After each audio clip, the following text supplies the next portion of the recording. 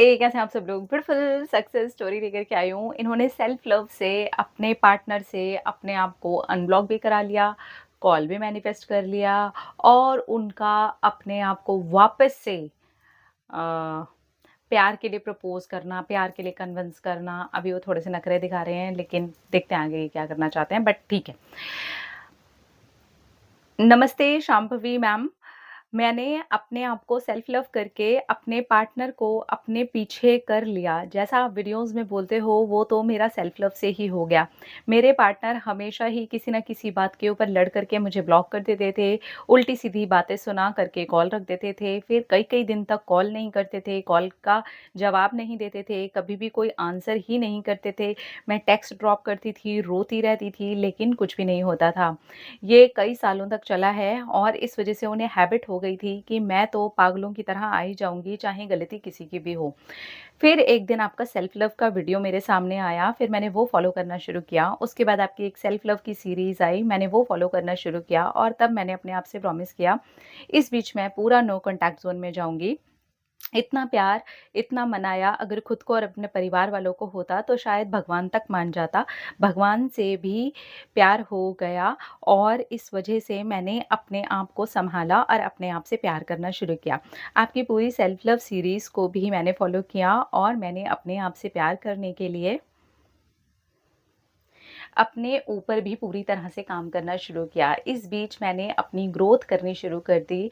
अपनी जितनी भी चीज़ें इस रिलेशनशिप में रहने की वज़ह से, उस इंसान को मनाने की वज़ह से जितने दिन मेरे वेस्ट होते थे, वो सब मैंने अब अपनी पढ़ाई पर लगा दिए और नतीजा ये हुआ कि मेरा एग्ज़ाम क्लियर हो गया और मैं और मेरा पूरा परिवार बहुत खुश है। मैं अपनी फैमिली के साथ बहुत अच्छा टाइम स्पेंड करने लगी। इस वज़ह से मेरे फैमिली के साथ भी रिलेशन बहुत ही अच्छे हो गए। और उस इंसान से अब मैं धीरे-धीरे करके दूर होने लगी। अब पहली बार लाइफ़ में ऐसा हुआ था कि मैंने पूरे 1 महीने ना कोई कॉल किया है, ना मनाया है। अब वो आना शुरू हुआ।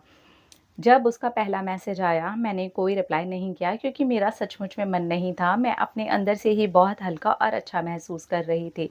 फिर कुछ दिन रुक कर के, क्योंकि उस इंसान के अंदर ईगो बहुत ज़्यादा है, तो उसने कोई तुरंत मैसेज ही नहीं किया। बस इतना लिखा, ओके, टेक केयर, बाय। फिर कुछ दिनों के बाद फिर से हेलो का मैसेज किया। मैंने कोई भी रिप्लाई नहीं किया क्योंकि मेरी करने की इच्छा ही नहीं हो रही थी। फिर उसने लिखा, बहुत घमंड आ गया है तुम में, ओके, टेक केयर, बाय। मैंने उसका भी कोई रिप्लाई नहीं दिया। फिर 20-25 दिन बाद फिर से हाय का मैसेज आया। मैंने तब भी कोई रिप्लाई नहीं दिया। फिर उसने बहुत सारी अंट-शंट बातें मुझे लिख दी। मैंने वो सारी की सारी बस ऊपर के नोटिफ़िकेशन में पढ़ी। लंबा क्या मैसेज था उसको तो ओपन तक नहीं किया।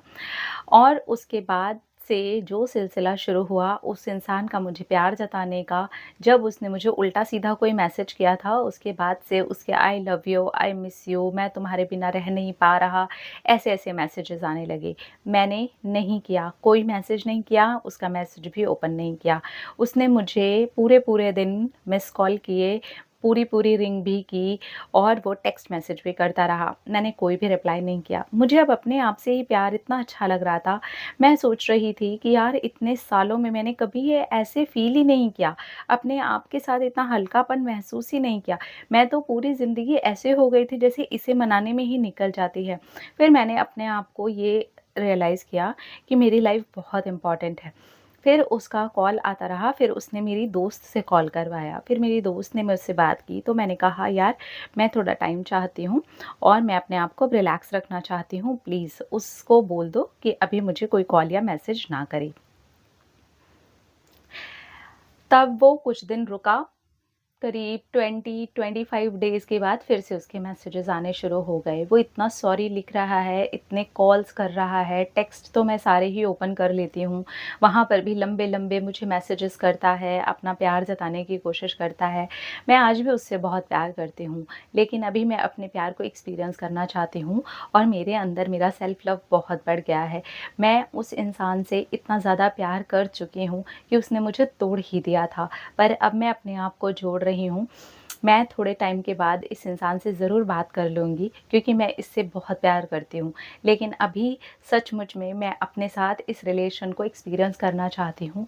मैं बहुत ज़्यादा अपने साथ खुश हूँ। Thank you so much Shambhavi दीदी। सेल्फ लव की वजह से ये हुआ है। मुझे मेरी सेल्फ रिस्पेक्ट वापस मिल गई है। Thank you, thank you, thank you. Thank you so much. जय Shri Krishna, Radhe Radhe. Thank you so much. हाँ जी, तो जब भी मैं सेल्फ लव की बात करती हूँ, तो बहुत सारे लोग बोलते हैं कि हमें समझ में नहीं आ रहा।